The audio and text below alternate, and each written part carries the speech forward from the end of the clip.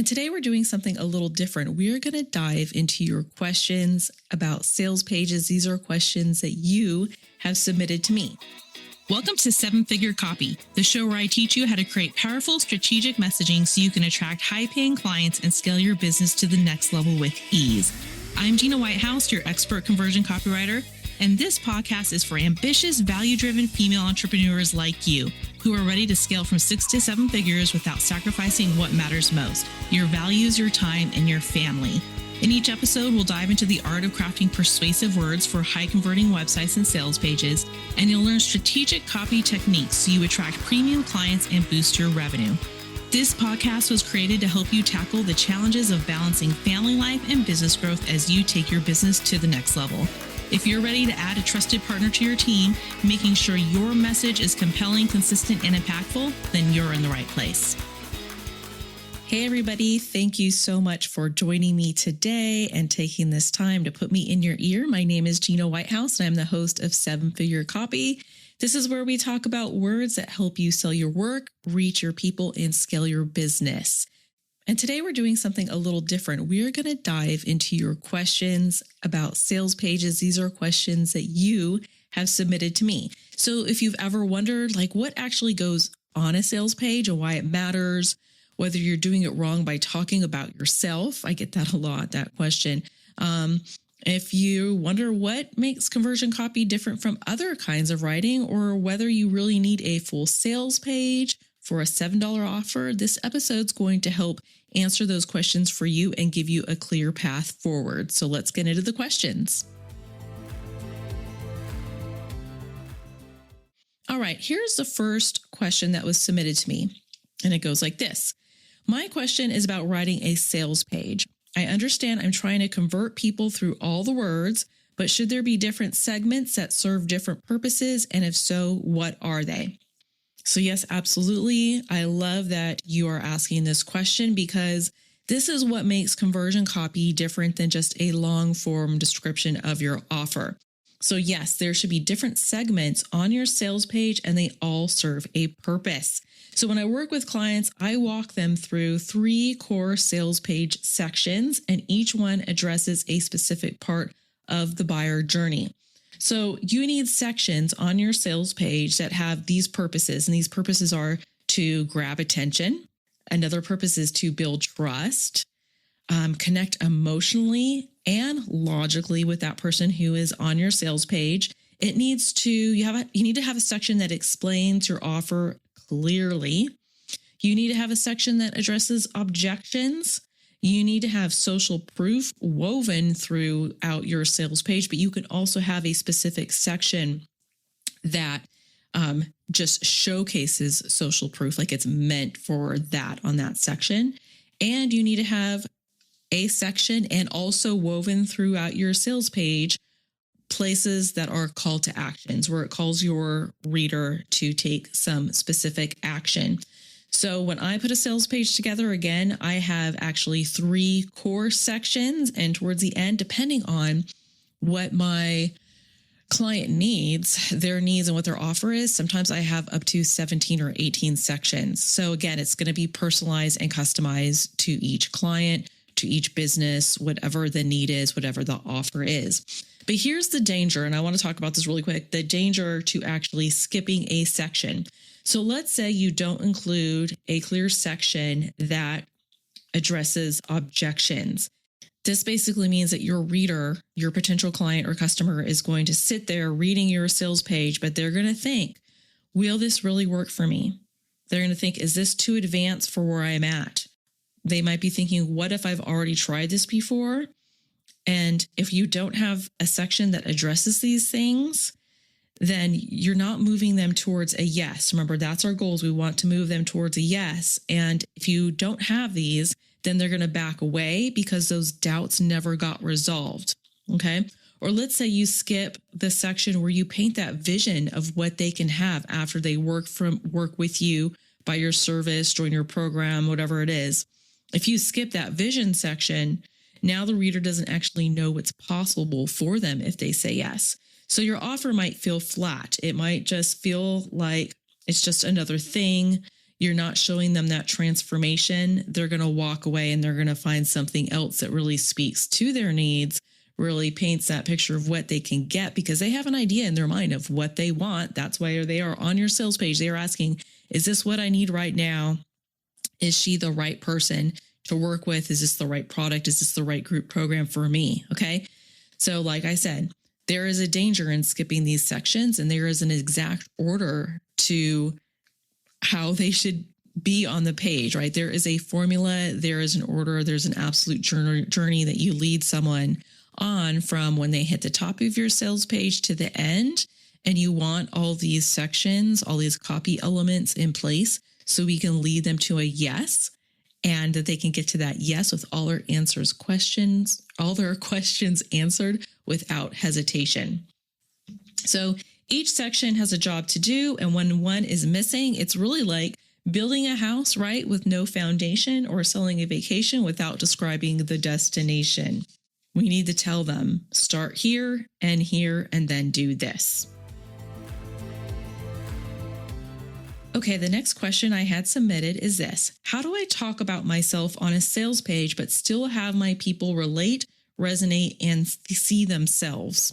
This is such a great question, and it's one I get often. And here's the key. Even when you're talking about yourself, you're still making it about them. So for instance, you're not just going to tell your story, but you're going to share the parts of your journey that mirror what your ideal client or customer is feeling or facing right now. Here's another thing. You're not just going to list your credentials, right? You're going to explain why those credentials matter to their transformation. And lastly, you're not going to make yourself the hero when someone hits your sales page or even your website. You're going to make yourself the guide who helps them become the hero of their story. So do you see what I've done here? Those things that we think are about us, we connect to why it matters to them.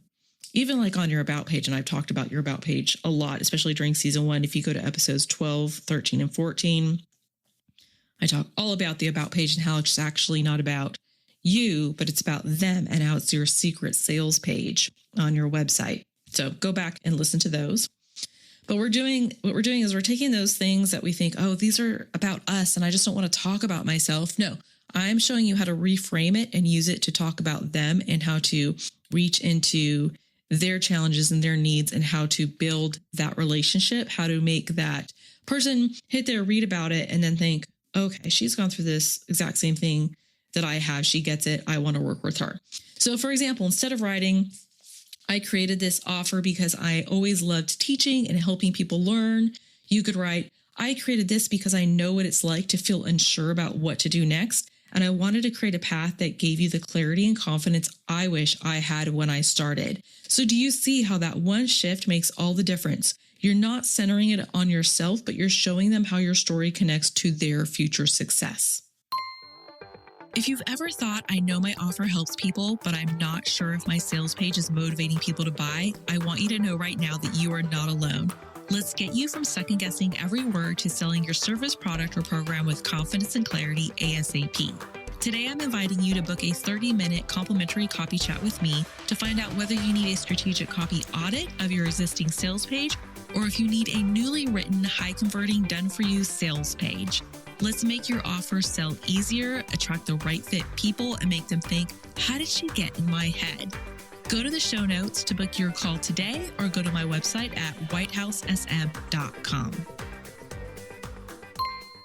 The next question I got is, how is conversion copy different from regular copy? I love this question because it shows you're starting to think about copy as a strategy and not just a skill. So here's the difference.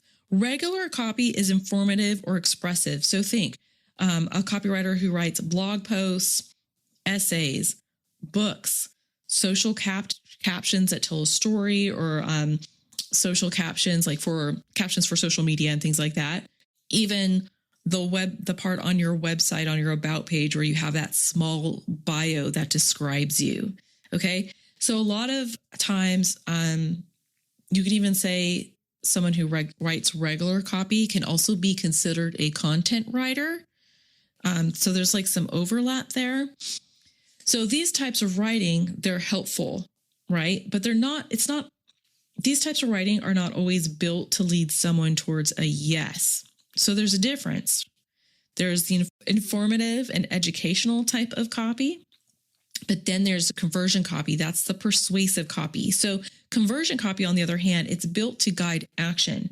It's persuasive, strategic, and it's rooted in psychology. All right. So think sales pages, emails for your upcoming launch, lead magnet opt-in pages. So if you have a lead magnet and you want someone to download it, you're going to have a landing page, or as we call an opt-in page. That would be written by a conversion copywriter, because you're trying to persuade someone to grab your opt-in. Facebook or Instagram ads, you would have a conversion copywriter write something like that. Even a flyer in the mail that makes you scan a QR code, right? You're trying to get someone to take that action.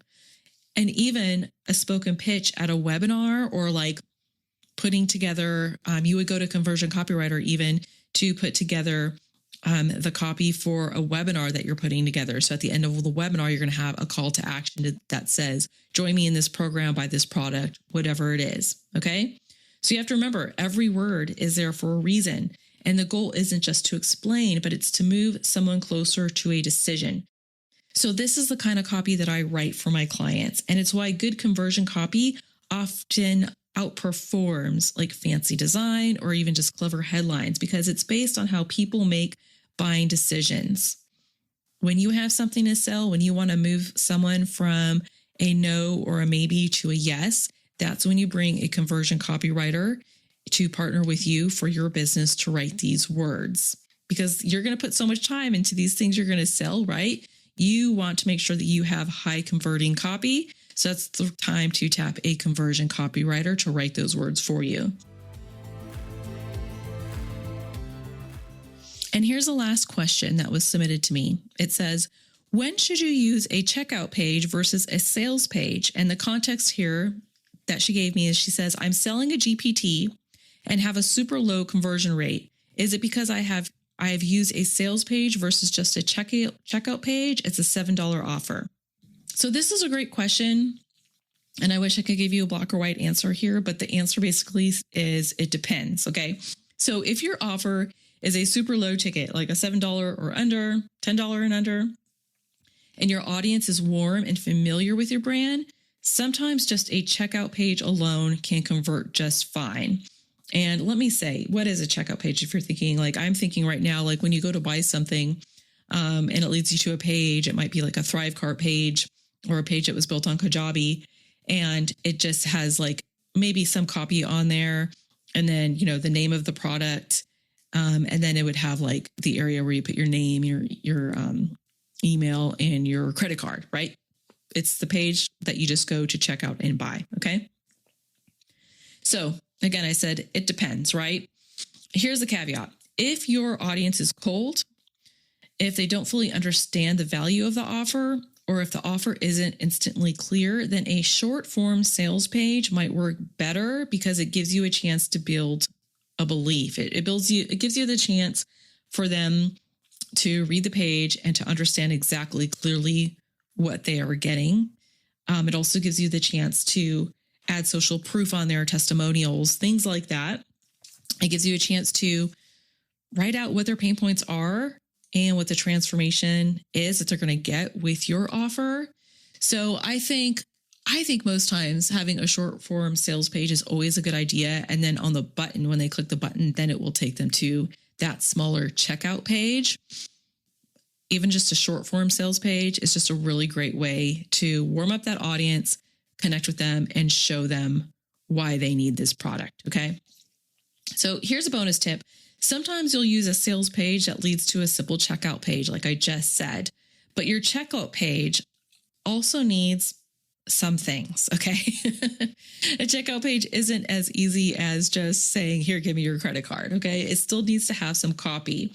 So here are some 4 things that I want you to consider having on your checkout page, whether you're just going to have a checkout page alone for a low ticket offer, or if you're going to have a sales page that leads to a checkout page. The first thing is that you need to match the copy from your sales page onto your checkout page. Like, it needs to have the same language. It needs to sound the same. It should not sound like 2 different people wrote it. Okay. So the copy that you have on your sales page, it needs to be reiterated on your checkout page. What I'm not saying is that you take all that copy on your sales page and put it on your checkout page. No, what I'm saying is just that the message on your sales page needs to be reiterated on your checkout page, and the language needs to sound the same. It cannot sound like two people wrote it. Okay.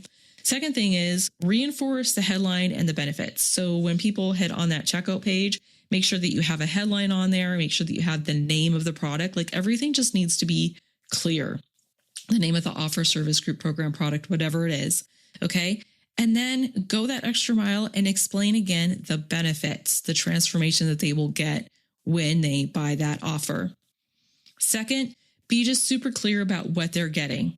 Like you can even take some of the copy from the sales page, copy it onto your checkout page. And specifically, this is what you get when you buy this product. So that would be like, if you were working with me as your copywriter, I would say, take the copy from your deliverable section, the block of deliverables, and copy that and add that on your cart page, your checkout page. And then the second thing is you can go the extra step, which I like to do even on a checkout page, is to reassure them with reminders of the value of what they're getting, and or add a testimonial on there. Maybe like put your one best testimonial, or you could even add as many as 3. Okay. So if your checkout page is just a bland order form, like with a buy now button, it's not working as hard enough as you really need it to. It needs to have a few more elements on there. Okay. So make sure that both pages are working together and that the message matches on each page. So let's do a little recap here before we end. First, your sales page should have multiple sections. Specifically, there are 13 sections on a sales page, okay? Each has a specific job to do, and if you are missing just one, it can cost you the sale. Second thing is when you talk about yourself, do it through the lens of why it matters to them, all right? Connect the dots. Don't just leave it about you, but tell about yourself, but then tell why it matters to them, how it connects to them. Third thing, conversion copy is strategic writing designed to spark action. It's different from educational or storytelling type content, okay? Conversion copy, it's words that sell, words that persuade someone to take an action. So that's the difference between content writing, regular copywriting. Conversion copy is meant to spark action. And lastly, sales pages and checkout pages serve different purposes. And sometimes you need both to build trust and get that conversion. So just make sure that if you use both, that the language on each matches each other, that the message matches. And even if you do decide to just go with a checkout page, don't just have it put your credit card here with maybe just a headline. Like add in there some of those benefits, add a testimonial, make sure it's clear what they get. Well, I hope this episode has sparked some interest and some even more questions for you. If you have questions, don't hesitate to reach out to me directly. You could go to my website at www.whitehousesm.com, submit the question to me there, or you can email me at gina@whitehousesm.com. Find me on social media on Instagram or LinkedIn. I'm always hanging out there. Okay. And if you want to see what high converting copy looks like, what persuasive conversion copy looks like, go to the Yes Vault and unlock it. You're going to get 3 short video walkthroughs that show you before and after examples of what weak copy looks like versus high converting copy. I know you're listening to the podcast right now. If you've listened to my previous episodes, I give you a lot of examples. You're hearing the examples, but I want you to actually see with your eyes what those examples are. I want you to see what strong conversion copy looks like. So there's 3 short videos in there that's going to help you. Also, you're going to get the printable podcast episode notes, which in each has actionable tips. And I'm giving you the frameworks and the examples there. So again, you're listening to me, but you actually have something you can print out, put in your binder and reference to. Okay. So it's only $14 and it will help you start to spot those weak points in your copy, the weak messaging, so that you can go back and fix it really fast. So head to whitehousesm.com/the Yes Vault, and you can unlock it today. Thank you so much for joining me today. Again, if you have a question, don't hesitate to submit it to me. We might do another episode like this later in this season. Thank you so much, and we'll chat again next week. Thanks for tuning in to this episode of 7-Figure Copy. If you've enjoyed the show, don't forget to leave a 5-star review on your favorite platform and follow me on Instagram for more insights. Can you think of one female entrepreneur or small business owner right now who could benefit from listening to this podcast? Please share this episode with them. And if you're ready to hand off the copy for your website, emails, and sales pages, head over to www.whitehousesm.com to book a complimentary copy chat with me. Let's partner together to take your business to the next level.